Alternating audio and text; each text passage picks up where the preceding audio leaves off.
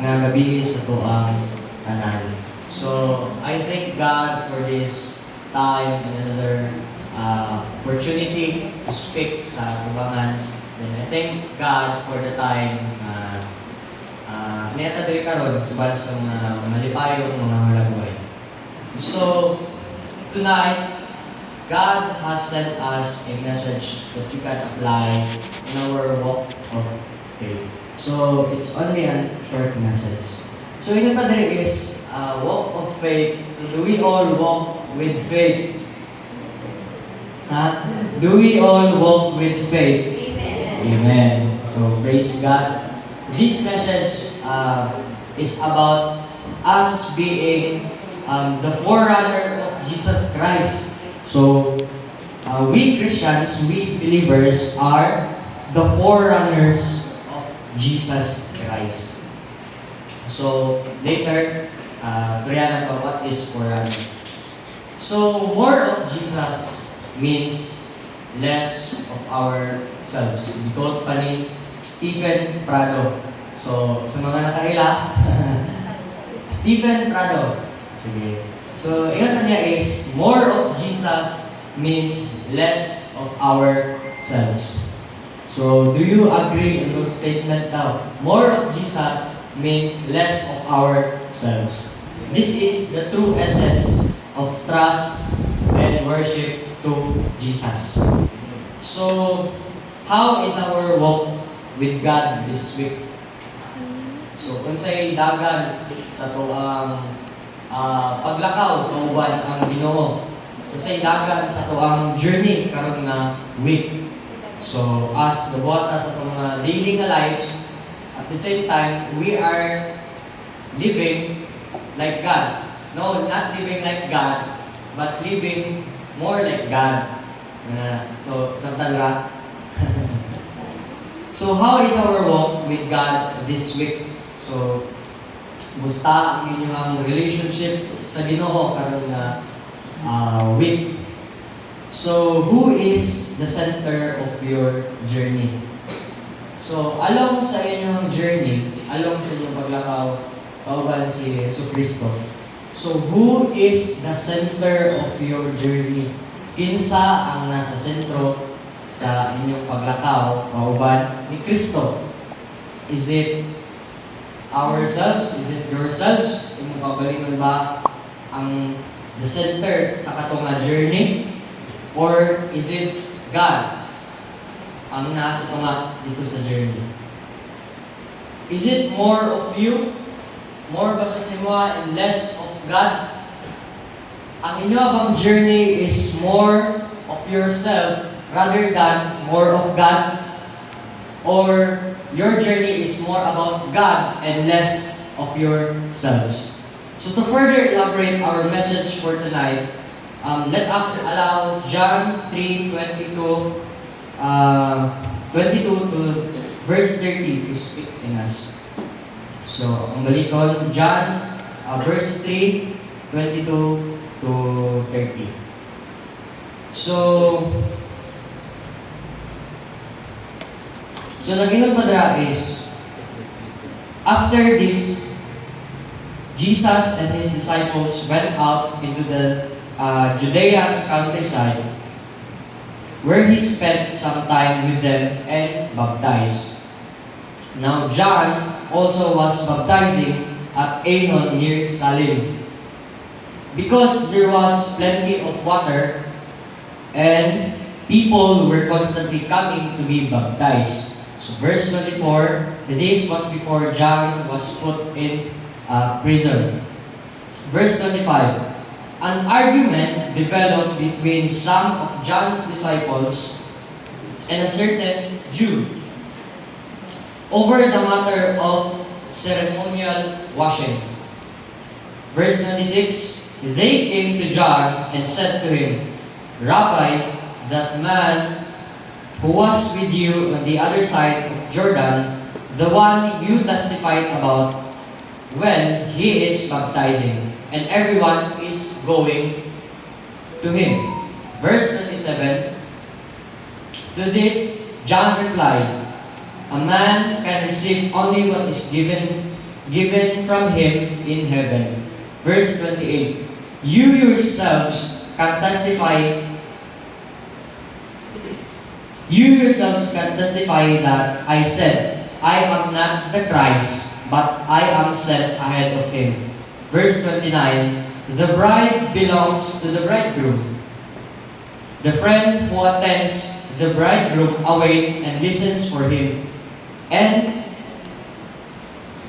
is full of joy when he hears the bridegroom's voice. Verse 30, he must become greater, and I must become less. So God bless His Scripture. So, kini nga exhortation, diri lang siya tanan nagstorya about sa kay John the Baptist and kay Jesus.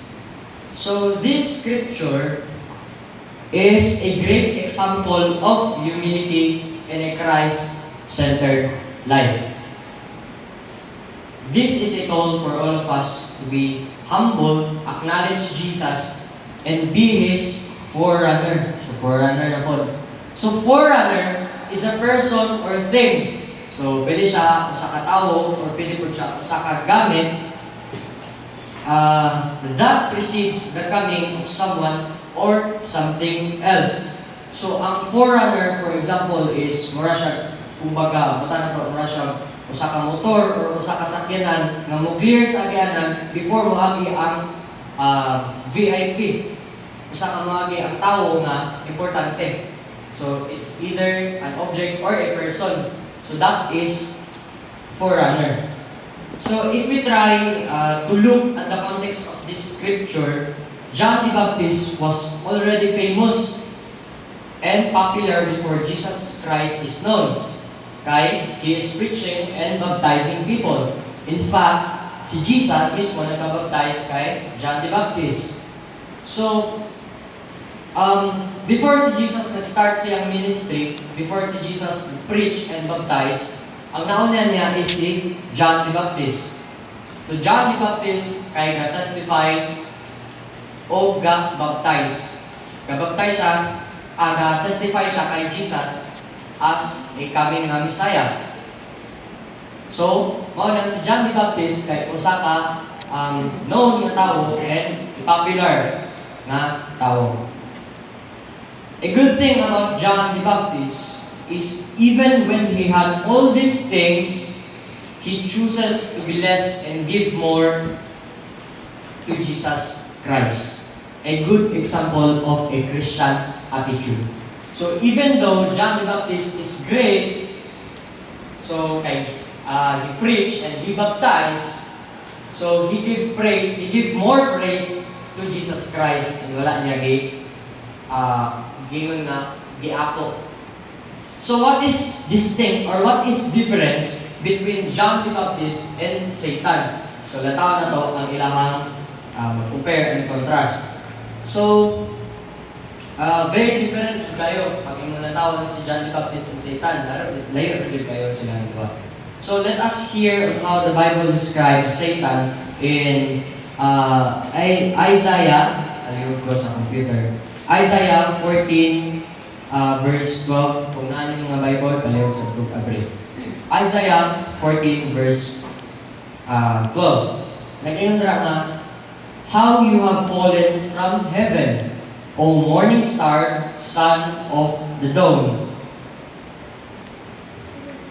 You have been cast down to the earth, you who once laid low on the nations.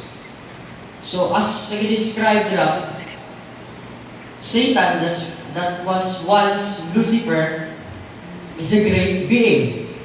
So he is a right hand of God. He is a morning star. Kung i-describe pa rin nga, the son of dawn. The son of the dawn. So, but how come a great angel was cast down from heaven? So, Satan, Lucifer, before, so he is great, he is the right hand of God, he is the morning star, pero ingon nato, lahi na siya karon sa atuang naibawaan. Di ba? Satan was consumed by his desires. Reckon ako, Satan was consumed by his desires. Satan has desires. Okay, each angel, they can think. Desires to be something greater and a desire to overpower the kingdom of God. So that is the reason nga nun, si Satan, he cast out from heaven. The downfall of Satan is because of his desires. So let us continue to read verse 13 tayo sa verse 14. So ngayon sa verse 13 is, you said in your heart, so this is what Satan said, you said in your heart, I will ascend to heaven, I will ascend to heaven, I will raise my throne above the stars of God, I will sit enthroned on the mountain of assembly, on the utmost heights of the sacred mountain, I will ascend above the tops of the clouds, I will make myself like the Most High. So, mo ito ang ngayon ni Satan. So, unsay na word, na phrase nga, balik-balik. I and will. Di ba? I will. Kapila siya, 1, 2, 3, 4, 5. 5 times siya balik-balik. So, I will ascend to heaven. I will raise my throne above the stars of God. I will sit enthroned on the mountain of assembly, on the utmost heights of the sacred mountain. I will ascend above the tops of the clouds. I will make myself like the Most High. So, puros I and will. So, I represents our desires. I represents you, and your will, word no will represents the desires. This is how Satan's extreme ambition concludes his fall. Because he desires to be something greater than God. So try to look at yourselves, or try to look at ourselves. Is your journey with God Christ-centered? So si Kristo ba ang sentro sa imong pang-adlaw-adlaw or pang-kanunayong mga ginabuhat? Or it's all about you and your I and will? So let us try to examine ourselves, look and reflect in ourselves. Nantaw na to na si Kristo ba ang sentro sa akong life in everyday? Or more about akong mga wants and needs, mga desires na nako tanan? How do we live a life with more Christ and less of you? So since we determine the problem, ang problema is more about sa atong self and not more about Christ. So how do we live a life with more Christ and less of you and less of us? So diving back into the scripture in John 3:22 verse 30. So nagayon dito is John's disciples had a small argument about the people. So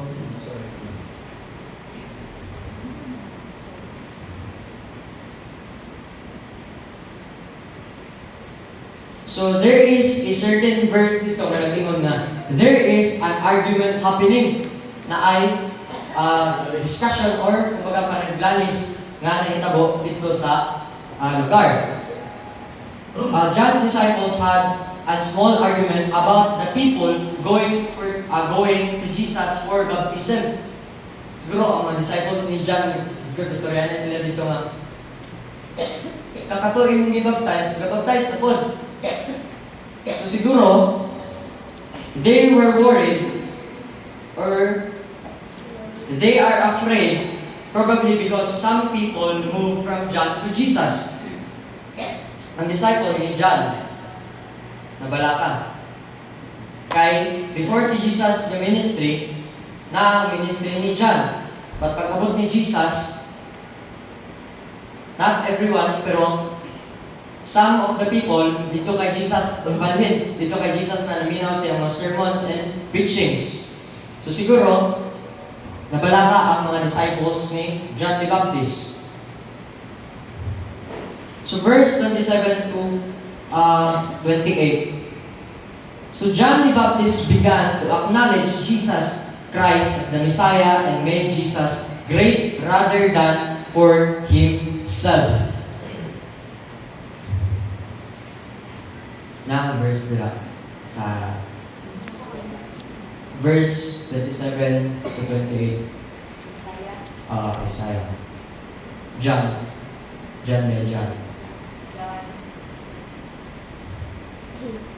John 3 verse 27 to 28. So 27 to 28. To this John replied, a man can receive only what is given from him in heaven. You yourselves can testify that I said, I am not the Christ, but I am sent ahead of him. So in that praise, in that statement, kita nato dito giunsa ni John pag-acknowledge to Jesus Christ as the Lord and Savior, as the true Messiah. Kasi siguro others view John the Baptist, siguro mo na to ang Messiah. Kaya naabot man si Jesus before kay John. Ay after kay John. So si John the Baptist ang una ga preach, ang una ga ministry before si Jesus Christ. So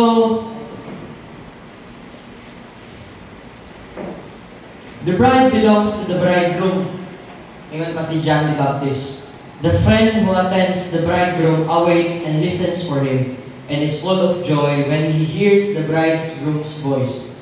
That joy is mine. Ingon pa si John the Baptist. And it is now complete. He must become greater and I must become less.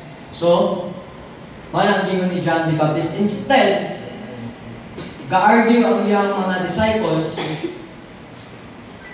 pero yung reply is, isa yung dito, ang bride para sa bridegroom. Bride's groom. So, siya, as a friend lang sa bridegroom, malipay siya. Malipay siya sa bride's groom. Sa groom, kay kaston na. Di ba?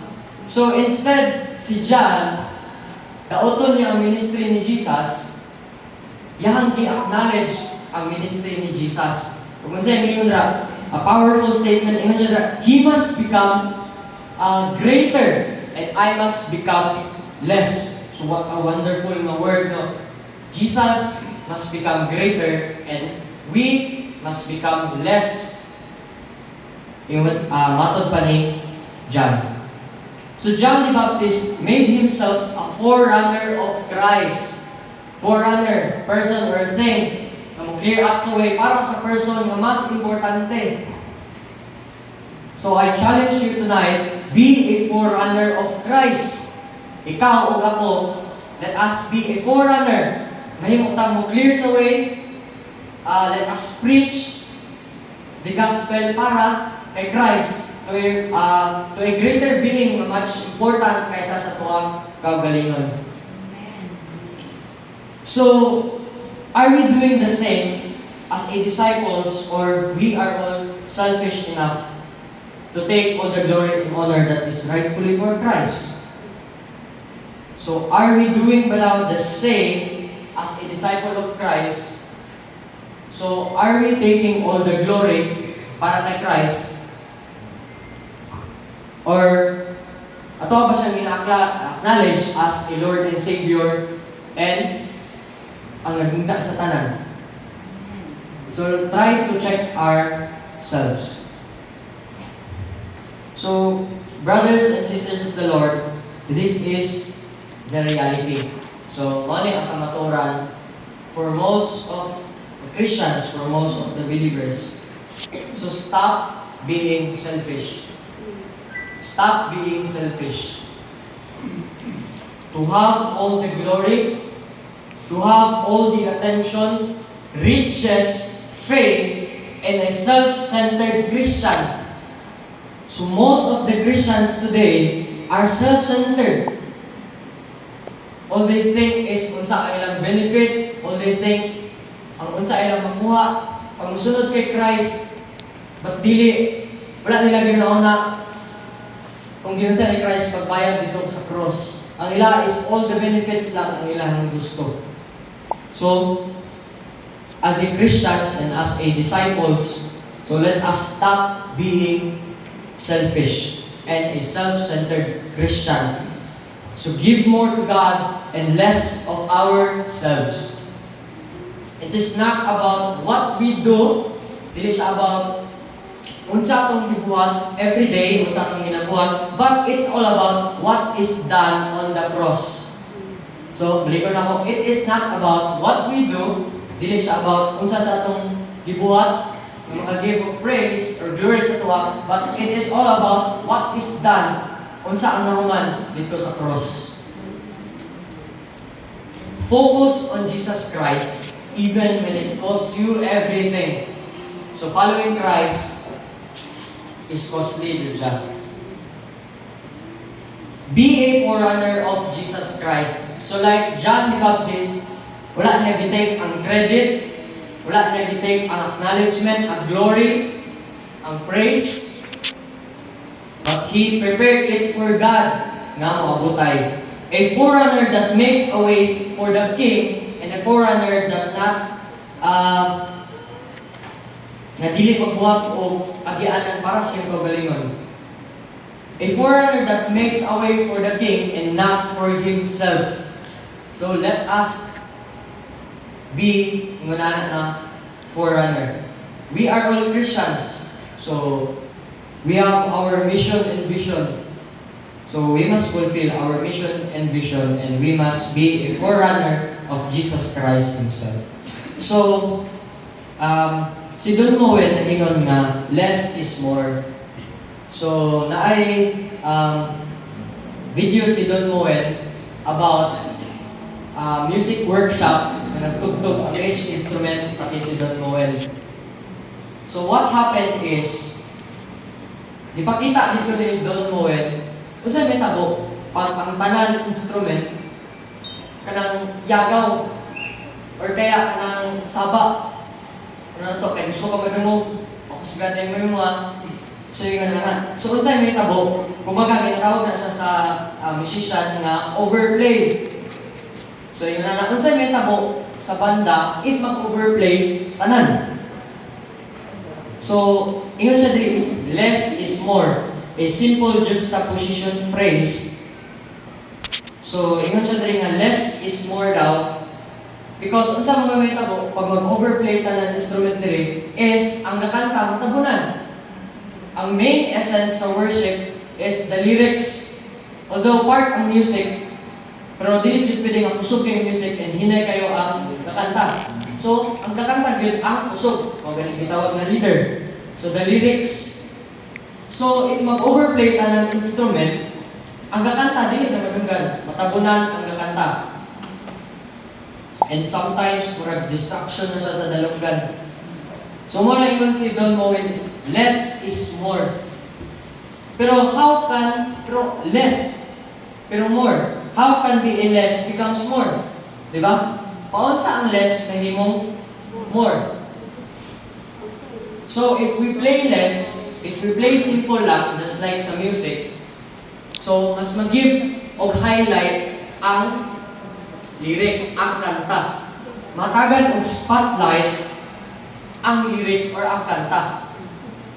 That's why, yung si Don Moen less is more. Because ang main tumong sa worship is ang lyrics. Second na ang is the song itself. Second na ang music. So, the same situation in this life. So, we must highlight or aim the spotlight at Jesus only. Ligon ako, we must highlight or aim the spotlight kay Jesus only. Not in ourselves, o not sa biskan kinsa. Because ang main tumong in this church is to glorify and praise God and not to give validations for ourselves. Okay, mostly sa mga Christians, yung nanan ang nitabo, nowadays. So, everybody's saying na, he must become great, I must become less. Sige, once again, he must become great, I must become less. More of you means less of me. More of you means less of me. Isa pa, more of you means less of me. So, God bless His word. Let us all bow down our heads and let us pray. Lord God,